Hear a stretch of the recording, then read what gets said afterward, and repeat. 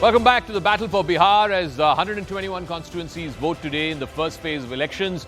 This Bihar election will also be remembered as the election of poll promises and the battle of the manifestos. Never mind whether those promises can actually be kept. The NDA was the first of the bloc. They've promised and delivered 10,000 rupees to women. This is the signature move of the Nitish campaign this time around. They've given it to over 1 crore women. And the promise is that in the next 6 months to a year, they will be given another 2 lakh rupees for their small businesses. Not to be left behind, Tejaswi Yadav has promised 30,000 rupees in monthly stipends to the Jivika Didis. There are 1.2, 1.3 crore of them, and that will cost a huge amount to the state exchequer. But this is again a promise that both sides have made to women. As far as jobs are concerned and young people, because this has always been a talking point in Bihar, the NDA has promised 1 crore jobs and employment opportunities. The India Alliance, on the other hand, and Tejaswi Yadav, and you do the math on this, it will cost up to 5 lakh crores, 1 government job for each family in Bihar. You're looking at possibly 2.5, almost 3 crore government jobs in a state where currently government jobs are about 26 lakhs or so. The NDA has promised an honorarium, which they are saying they will hike to 3,000 rupees for ASHA workers. Not to be left behind, Tejaswi Yadav has promised contractual workers government job, which means pension, PF, all other provident benefits. The NDA has focused on existing EWS reservations. Remember, Bihar was the first state to instill the caste census. They found out that the EBCs and the MBCs make up 60% of the population. But there is the Supreme Court cap of 50% on increasing reservations. The India Alliance, Tejaswi Yadav and Rahul Gandhi saying if they come to power, they will knock off the 50% cap and they will extend reservation benefits beyond that 50%. I'm still joined in the studios by Rahul Shivshankar, Pallavi Ghosh, Rashid Kidwai is also there with us. So is Suhail Seth. Rashid, the promises galore. But the point is, not all of these promises can be kept. On the one hand, the NDA has, as they claim, given 10,000 rupees to women, 1.2 or 1.3 crore of them. Whereas Tejaswi Yadav is saying, I'll give them 30,000 rupees. But where is the math? I mean, you can't pay 5 lakh crores in a state whose budget outlay is only 3.5 lakh crores. Yeah, I think, Zaka, this is very unfortunate aspect of our electoral politics. This is actually vote auctioning. People are bidding for each and every vote, and particularly women and youth, all of them are being targeted. It should be asked that why, if government is so keen to give 2 lakh rupees for women to set up business, why it is not being done by a government which has been there in power for 20 years. So therefore, I think this entire narrative is something, I think poll promises something they require some kind of capping, some kind of control. I think election. No, but it happens in all states. In Karnataka, the Congress promised the same thing. In Telangana, the Congress promised the same thing. In Maharashtra, the BJP, came back to power on the back of Ladki Behan, and now this. I mean, it's become like women voter. Whoever is able to promise and deliver to women voter will come back to power. Yeah, it started with N.T. Ramarao. It started with N.T. Ramarao way back in 1983. But what I'm saying is now there is, they're promising moon. And as you rightly saying, how are political parties, if they are voted to power, how they're going to implement it? You cannot have 5 lakh crore rupees to create jobs. So therefore, when they come to power, then the bureaucrats advise them and they come with a different set of rules and the poll promises are not implemented in a true spirit of it. So no, as is the case with Ladki Behan in Maharashtra, Rahul. I mean, they promised it, and it was a singular reason why, the NDA government there came back to power. 6 months after coming into power, they realized, we just don't have the money. The treasury doesn't have enough money to pay. In Telangana and Karnataka. So, I mean, is this not within the ambit of the Election Commission that you can't be Look, obviously, the Election Commission says you can't make false promises, but everyone does. And that's the real that's the real problem here. I think we have.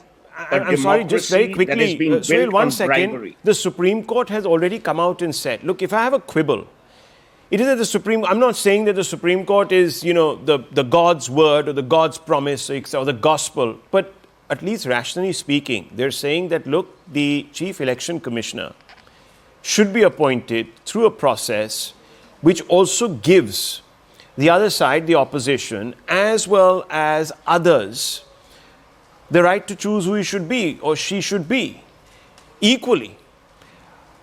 But the government hasn't paid heed to the spirit of that verdict.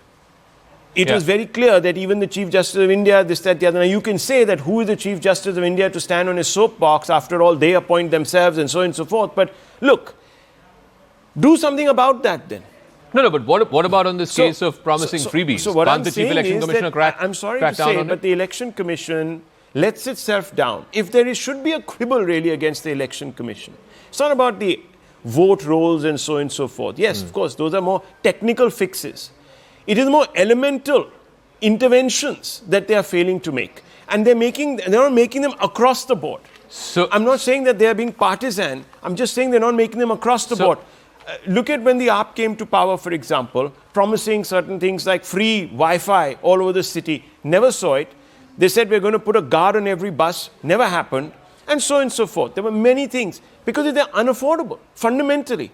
But the EC doesn't act. It doesn't act across the board. So I'm sorry, but someone needs to come up and... I think we deserve these politicians if we can get swayed by such utter rubbish. A, B, what kind of democracy are you then talking about? I can bribe my way to get your vote? Is that real electoral politics? I can give you money. I can promise anything. The stupid people are on both sides of the aisle. The guys making the promises are stupid and irresponsible. The guys receiving the so-called bribe or freebie are equally reprehensible. Then they have no right to talk about development. You voted because you had money in your pocket. And by the way, Zaka, this is not Nitish Kumar's money. It is the taxpayers' money. Of course. So you're not robbing Peter to pay Paul. You're robbing Peter and you're robbing Paul. You're robbing Peter, who's the taxpayer, and you're robbing Paul of their future. And that is the problem that we're going to see in Bihar. So sometimes I believe Tushar is also the leaders we get. Tushar is also joining us. The problem, Tushar, is, and I think Suhail is 100% right. I mean, people are saying whoever gives me, for somebody who barely makes two ends meet, if they're being promised and given 10,000 rupees a month, they'll take it. I mean, Aman Sharma, our political editor yesterday was saying, he spoke to these women, some of these women who got these 10,000 rupees. It's supposedly meant to start your own business. Some have bought a goat, some have bought a sari. It means a hell of a lot in a state where, putting 2 meals or 3 meals together for a day is a difficult thing, even in this day and age.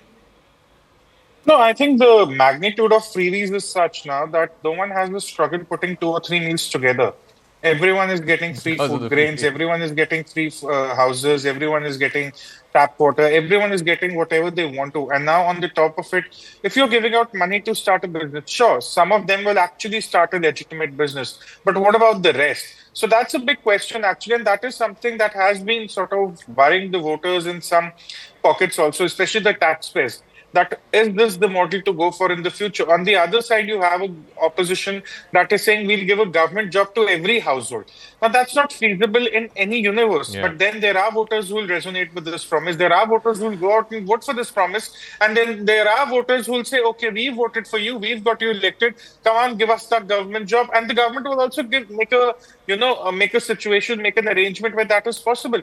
So all in all, it's not the real issues that are getting attention. It's more about convincing the voters and also, in whatever manner possible. Also look at the narrative that was built up in the media. You've commodified the vote, right?